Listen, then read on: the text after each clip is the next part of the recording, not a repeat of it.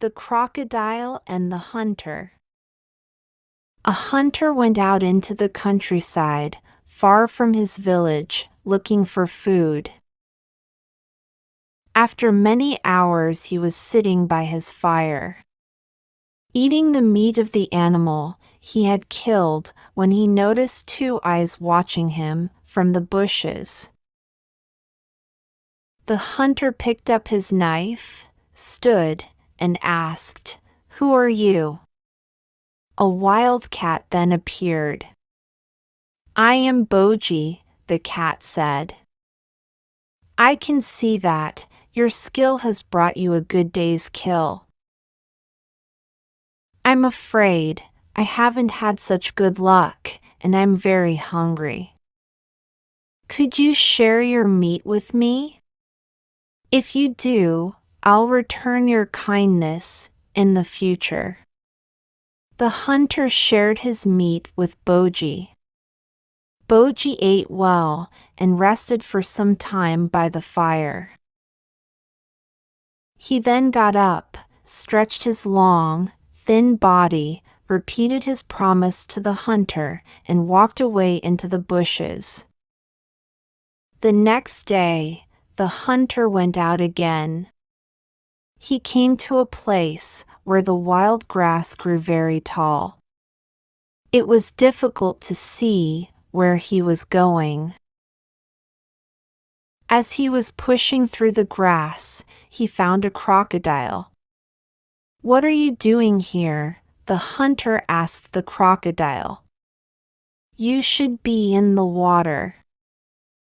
The crocodile told the hunter his story. The night before, he had gone hunting. He had traveled too far from the river, and now he couldn't find his way back. He begged the hunter to help him. "Please show me the way back to the river. If you do this, I'll bring you 5 loads of fish." The hunter was happy to help. He tied a rope around the crocodile's foot and led him to the Niger River. At the water's edge, the crocodile thanked him. "I'm very grateful for your kindness. Now, if you untie the rope, I'll go into the river and bring you back 5 loads of fish, as I promised." The hunter waited high up on the riverbank while the crocodile dived into the dark water. After a few moments, the crocodile rose up out of the water with an enormous fish in his mouth. He swam quickly to the water's edge, came out of the river, moved slowly up the riverbank, and laid the fish in front of the hunter. He then moved slowly back down the riverbank and slid silently into the water. The hunter inspected the fish and thought, "This will make a fine meal." Soon the crocodile brought out a second load of fish. These fish were smaller but equally fine-looking. He laid this load lower down the riverbank. The hunter came down and carried the load higher, laying it down next to the big fish. The crocodile then returned with a third enormous load of fish, saying, "Oh dear, this is heavy." This time he left the load at the water's edge. The hunter came down, took hold of the load, and pulled it further up the riverbank.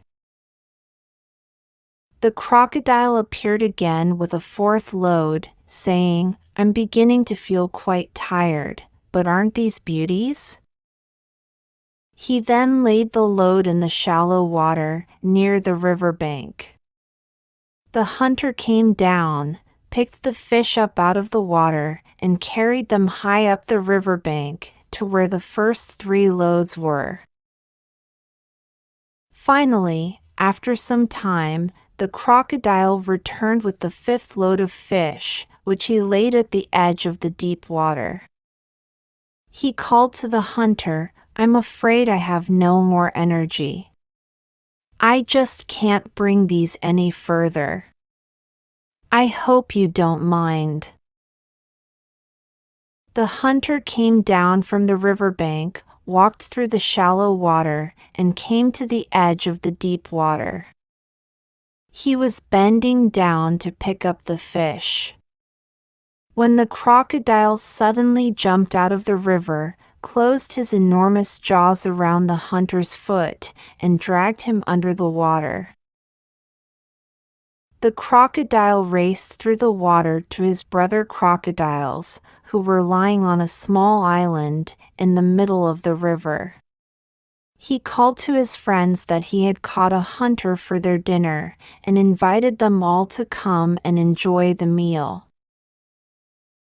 Crocodiles suddenly appeared from every side and crowded round the hunter, moving their heads and tails from side to side and making hungry noises. "Wait!" shouted the hunter. "I helped your friend.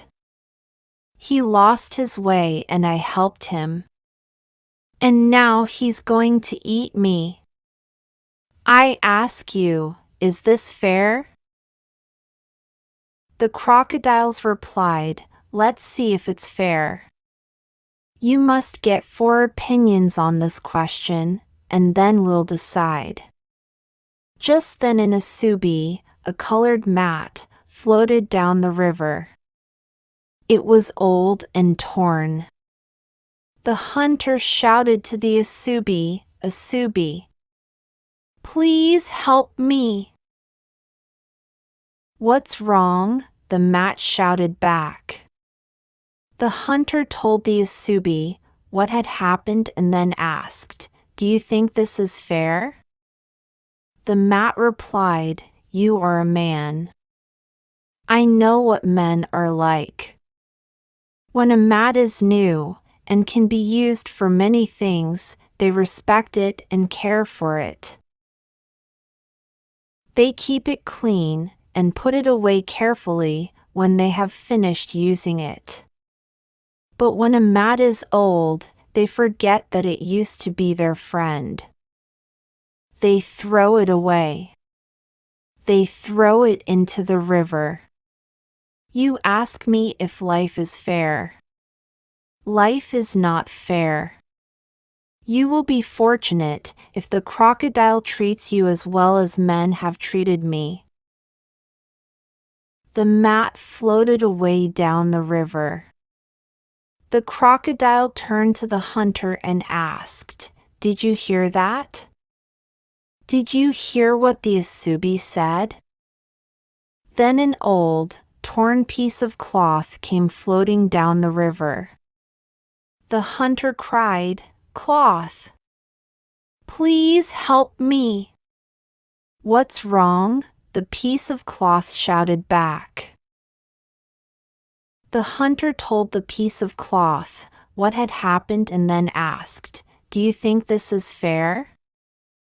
The piece of cloth replied, "You are a man. I know what men are like. While a cloth is young, bright, and colorful, they wrap it around their bodies. They believe that the beauty they see in the mirror is their own, and not the cloth's. They say, 'Look at me. See how beautiful I am.' But it is the cloth that is beautiful, not them. And the people know this, although they will not admit it, because they fold the cloth up carefully to keep it beautiful when they are not using it. But as soon as the cloth is old, they forget how it used to make them beautiful. They throw it in the river. You ask me if life is fair. Life is not fair. You will be fortunate if the crocodile treats you as well as men have treated me." The piece of cloth then floated away down the river. The crocodile asked, "Did you hear?" Did you hear what the cloth said? What do you think now? A horse came down to the riverbank to drink. The horse was old and thin. Her owners had forced her to leave their farm because she was too old to work. The hunter cried, "Horse, please help me." "What is the problem?" the horse shouted back. The hunter told the horse what had happened and then asked, "Tell me, do you think this is fair?" The horse replied, "You are a man. I know what men are like. When a horse is young, they look after her well. She has a warm home. The boys brush her and give her the best grass. She is given as much food as she can eat. But when the horse is old and cannot work or have babies, when she is weak and sick, they take her out into the countryside and say, 'Look after yourself now.' You ask me if life is fair. Life is not fair. Look at me. You will be fortunate if the crocodile treats you as well as men have treated me." The horse then walked slowly away. The crocodile said to the hunter, "You heard what the old horse said, didn't you? You've had 3 opinions now."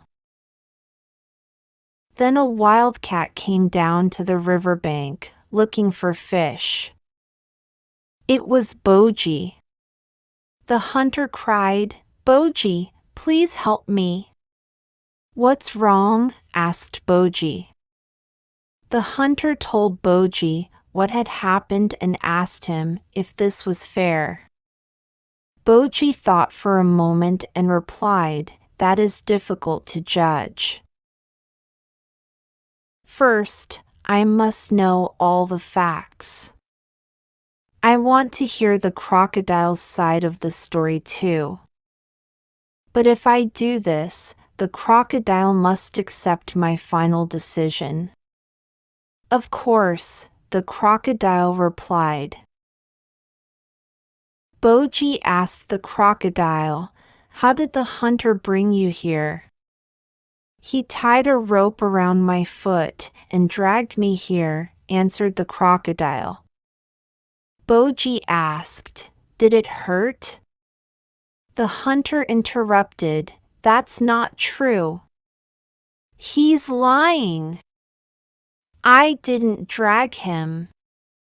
Boji stopped the hunter. "I cannot judge that until I have seen it. Come here and show me exactly what you did." So the crocodile and the hunter came out of the river and onto the shore.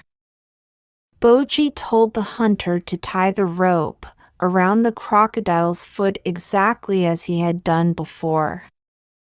The hunter did this. Boji then asked the crocodile, "Is this what it was like?" "Oh yes," answered the crocodile. "This is what it was like." And soon it began to hurt. Boji said, "I can't decide that yet. The hunter is going to have to lead you back again so I can examine this accurately. Do as I say and I will follow you." The hunter picked up the rope and led the crocodile back into the tall grass while Boji followed. They walked for some time in the hot sun until eventually they came to the place where the hunter had met the crocodile. "This is the place," said the hunter. Boji asked the crocodile, "Was it here?" "Yes, it was here. And from here, the hunter dragged me behind him to the river." Boji asked, and you were not satisfied?" The crocodile answered, "No, I wasn't." Boji told the crocodile, "Good. You punished the hunter for hurting you by dragging him into the river. So now this argument is finished. To avoid more quarrels of this kind, the hunter must untie the rope and leave you here in the tall grass. This is my decision." "What?" shouted the crocodile angrily. He brought his tail down hard against the earth and spun around to face Boji and the hunter. "I'll never find my way back to the river." The hunter looked at Boji and smiled. They then left the crocodile, there screaming in anger. The hunter thanked Boji as they walked away. The time comes when everyone is treated as he has treated others.